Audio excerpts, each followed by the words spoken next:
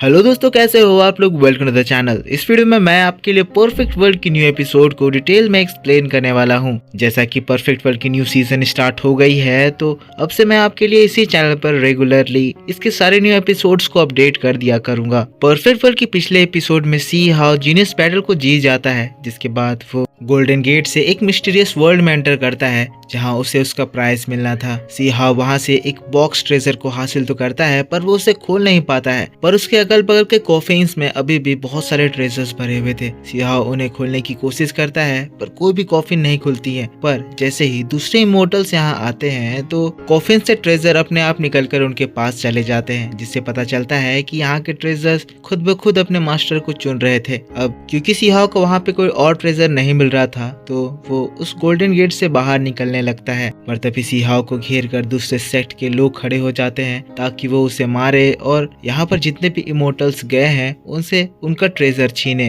अब आगे तो एपिसोड बिल्कुल उसी सीन से स्टार्ट होती है। यहाँ सी हाउ बाहर निकल चुका है, तो उसके पीछे 10 क्राउन किंग और वो फ्लूट वाला पर्सन भी बाहर निकल चुका है। पर ताकि यहाँ से कोई भी बाहर ना भाग सके, ये जो सेट के लोग हैं ये इस पूरे जगह में एक बैरियर फैला दिए हैं जो कि बहुत ही ज्यादा स्ट्रॉन्ग है। इसका प्रूफ हम देखते हैं, वो जो मोटा आदमी है जो कि खुद भी इमोर्टल लेवल पे पहुंच चुका है, जब बाहर जाने की कोशिश करता है उसे भी वो बैरियर नीचे जमीन में ढकेल देती है। पर ये चीज देखकर 10 क्राउन किंग गुस्साता है, कहता है आखिर तुम्हारी अब इतनी हिम्मत हो गई कि तुम हम लोगों से हमारे ट्रेजर छीनो। लेकिन तभी फ्लूट वाला पर्सन अपने टेलीपैथी के जरिए 10 क्राउन किंग से कहता है हम लोगों को इनसे बरवाली बात करके कोई भी फायदा नहीं होने वाला है। हमें अब टेलीपैथी के जरिए एक दूसरे से बात करके यहाँ से निकलने का कोई रास्ता ढूंढना होगा। लेकिन तभी सी हाउ इन लोगों से कहता है तुम सभी लोग यहाँ से भाग जाओ, इन लोगों का मेन टारगेट मैं हूँ। तुम्हें इस फाइट में उलझने की जरूरत नहीं है, जल्द से जल्द मैं तुम्हारे लिए यहाँ से भागने का कोई रास्ता बनाता हूँ।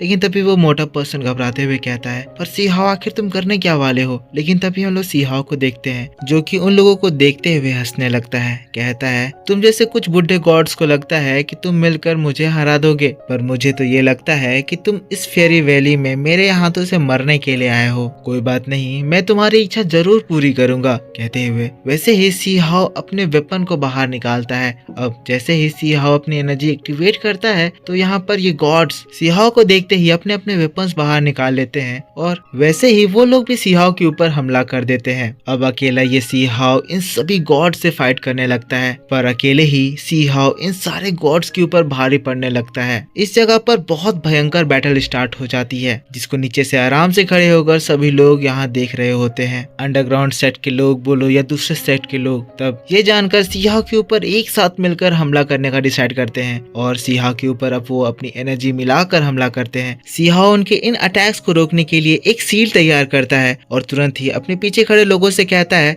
यही मौका है, तुरंत यहाँ से भाग जाओ। लेकिन ये देखकर जो 10 क्राउन प्रिंस है वो अपनी एनर्जी एक्टिवेट करता है। सी हाउ के सील के ऊपर अपने लोटस एनर्जी से एक सपोर्ट एनर्जी प्रोवाइड करता है। वही फ्लूट मैन, उसका भाई और वो मोटा पर्सन तीनों एक साथ मिलकर फिर अपनी अपनी एनर्जी सी हाउ के सपोर्ट में यूज करते हैं, जिससे अब इस जगह पर उन सेट की स्ट्रॉन्ग एनर्जी इन लोगों के सामने कमजोर पड़ने लगती है, जिसको देखकर फिर सी हाउ उन सेट के लोगों को मारने के लिए अपने वेसल से वो होली वाटर बाहर निकालता है। होली वाटर इन सभी गॉड्स को ट्रैप करने के लिए उनकी ओर बढ़ता है, पर ये देखकर ये गॉड एक एक सील बनाते हैं और सी हाउ के होली वाटर को भी रोक देते हैं। पर ऐसा करने की वजह से उन लोगों को सी हाउ के ऊपर किया हुआ अपना अटैक रोकना पड़ता है, तो इससे सी हाउ को मौका मिलता है और वो अपने वेसल के जरिए इन लोगों के द्वारा बनाए गए उस बैरियर के ऊपर हमला करता है। और तब हम देखते हैं सभी लोगों की ताकत की वजह से इन सभी सेट के गॉड्स ने जो ये बैरियर बनाया था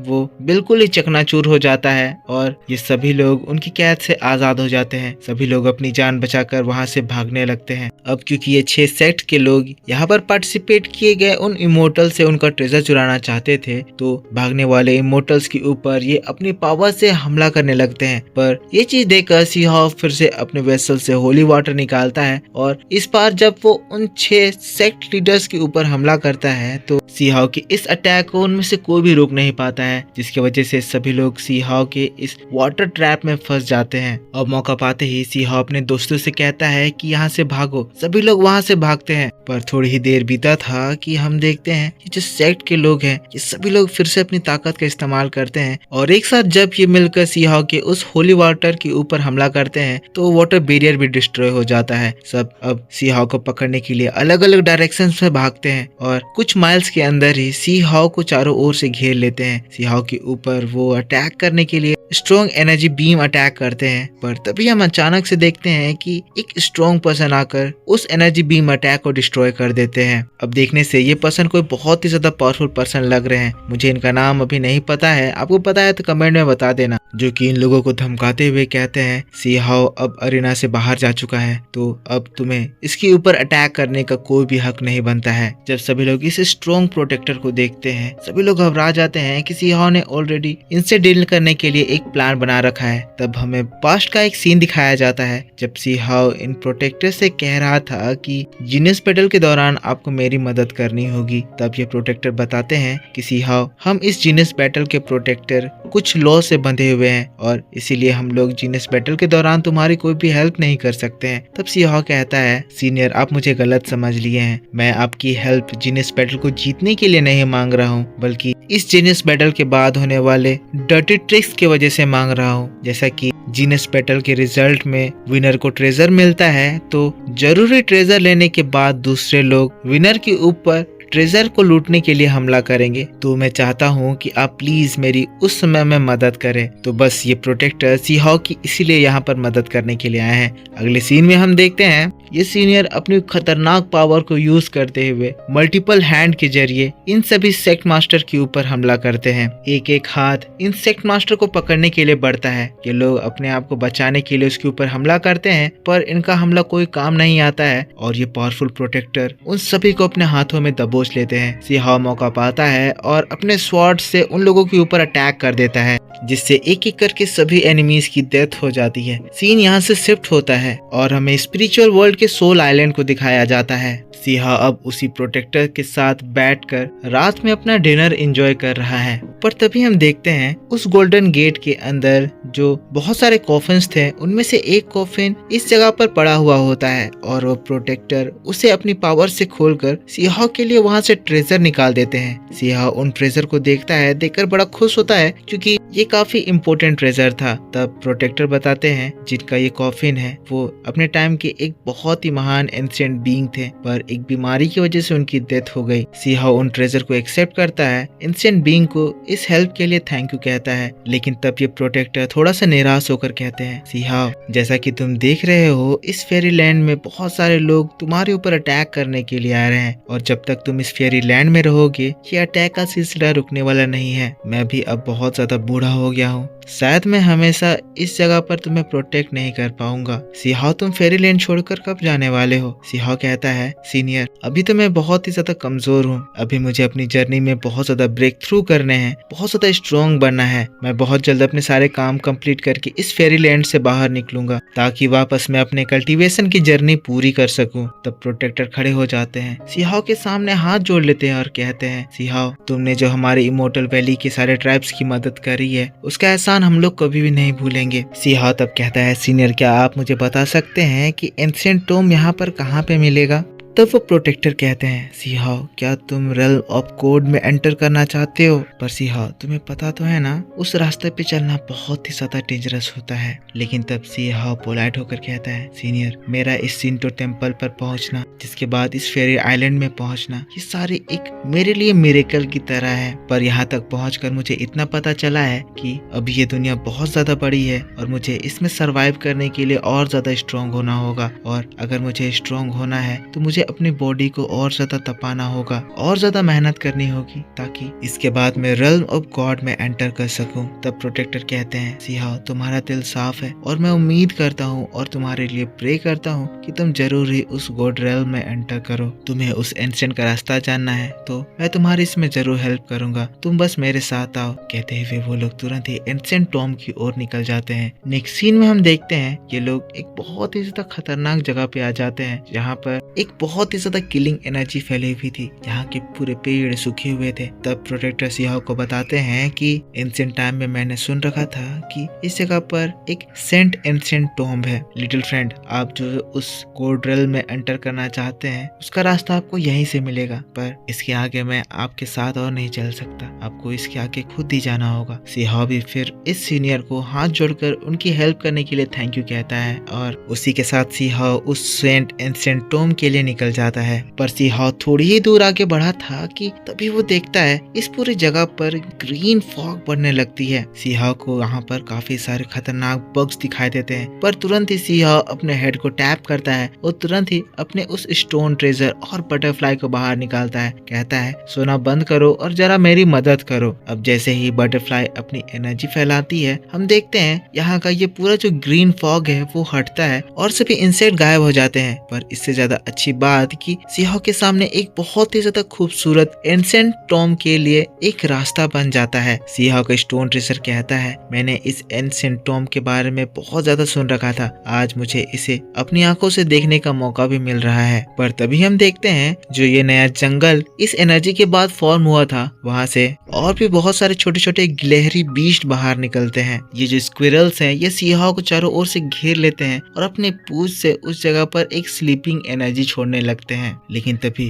जंगल से उन लोगों को एक और बहुत ज्यादा स्ट्रॉन्ग एनर्जी का फीलिंग आता है। देखते ही देखते उस जगह पर एक डरावनी लड़की की एंट्री होती है। इस लड़की का नाम सीमी तेंजिन है और ये गोल्ड रेल्म की निवासी है। आगे पता चलता है कि ये एक स्क्विरल गॉड है। तब सिहाओ का स्टोन ट्रेजर कहता है तुम इन लोगों की बॉस हो, अगर तुम यहाँ पर आ ही गई हो तो क्यों ना तुम इन लोगों को पीछे हटने को कहो, ये लोग हमें गोल्ड रेल्म में एंटर करने से रोक रहे हैं। तभी स्टोन ट्रेजर की बात सुनते ही सीमी तेंजिन अपनी एनर्जी एक्टिवेट करती है और उसकी एनर्जी से एनर्जी स्लैश निकलते हैं जो कि इस पूरे जगह में डिस्ट्रक्शन लाने लगते हैं। तब स्टोन ट्रेजर ये देखकर घबराता है, कहता है हम लोग गलत इस गोल्ड रेल्म में आ गए हैं, हम लोगों को वापस इमोर्टल वर्ल्ड में एंटर करना चाहिए। वो भागने लगता है तो सिहाओ उसे पकड़ लेता है। सिहाओ स्टोन ट्रेजर से कहता है क्या तुम्हें देखकर समझ नहीं आ रहा है कि लेडी जो हमें रोकने की कोशिश कर रही है वो एक प्रोटेक्टिव एनर्जी है जो कि हम लोगों को उस टॉम्ब तक पहुंचने से रोकने के लिए बनाया गया है। ये एक तरह का टेस्ट है, अगर हम इसको पास करते हैं तो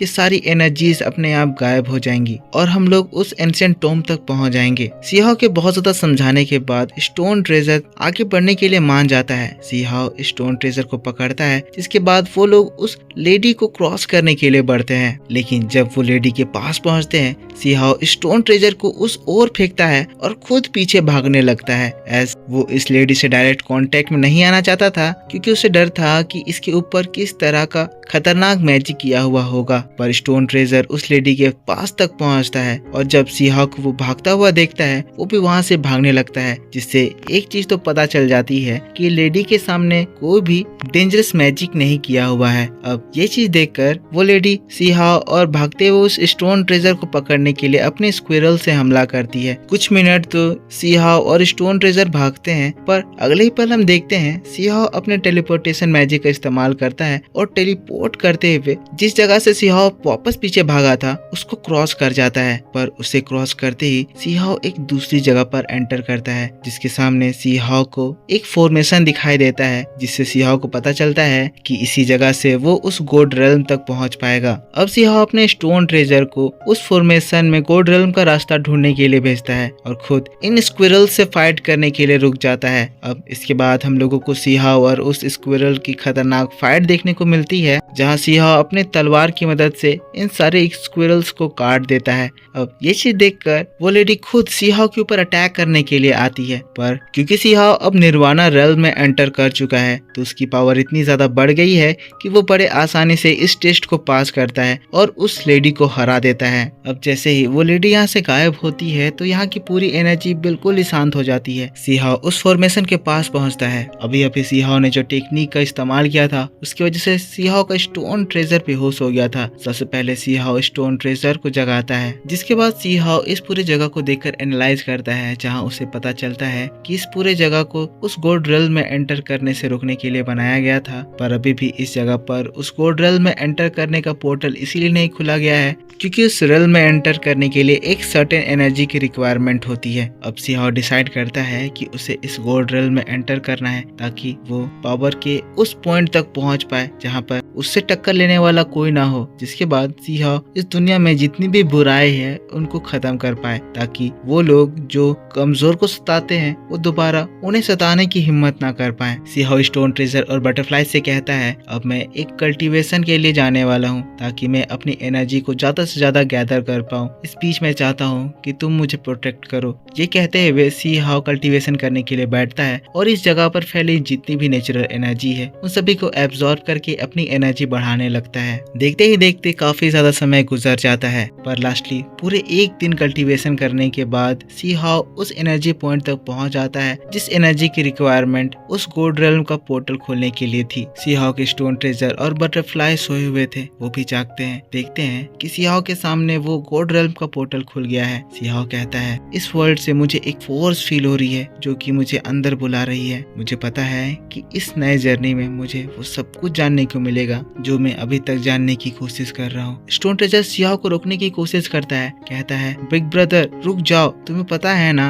जो भी उस रास्ते पे चला है उस सभी की आगे जाकर डेथ ही हुई है, किसी को भी उस गोल्ड रेल्म का रास्ता नहीं पता है। सी हाओ तब कहता है, किसी को भी रास्ता नहीं पता है, इसीलिए मुझे इस रास्ते पे चलना होगा ताकि मैं आने वाले जनरेशन के लिए एक मैप तैयार करूं कि गोल्ड रेल्म कैसा होता है। सी हाओ की बातों को सुनकर ये स्टोन ट्रेजर और बटरफ्लाई बहुत ही ज्यादा इम्प्रेस होते हैं। स्टोन ट्रेजर कहता है, बिग ब्रदर दिन ब दिन और भी ज्यादा कमाल और फियर्स होते जा रहे हैं। बिग ब्रदर रुको, मैं भी आपके साथ आ रहा हूँ। कहते हुए फिर एक साथ ये लोग उस गोल्ड रेल्म में एंटर करते हैं। तो इस जगह से सी हाओ की अब एक न्यू जर्नी स्टार्ट होने वाली है। देखना बहुत ज्यादा इंटरेस्टिंग होगा कि गोल्ड रेल्म में सी हाओ और क्या क्या नई चीजें और नए पावर्स हासिल करेगा। तो आई होप आपको ये एक्सप्लेनेशन पसंद आया होगा। अगर वीडियो पसंद आया है तो इसके ऊपर एक लाइक जरूर कर देना। कमेंट करके बताना कि वीडियो आपको कैसा लगा, और अगर आपने इस चैनल को सब्सक्राइब नहीं कर रखा है तो सब्सक्राइब करके बेल आइकन जरूर से ऑन कर लेना है ताकि जब मैं वीडियो डालूं तो आपको सबसे पहले पता चल जाए। तो मिलता हूं मैं आपसे नेक्स्ट वीडियो में, तब तक के लिए take care, bye bye and thanks for watching.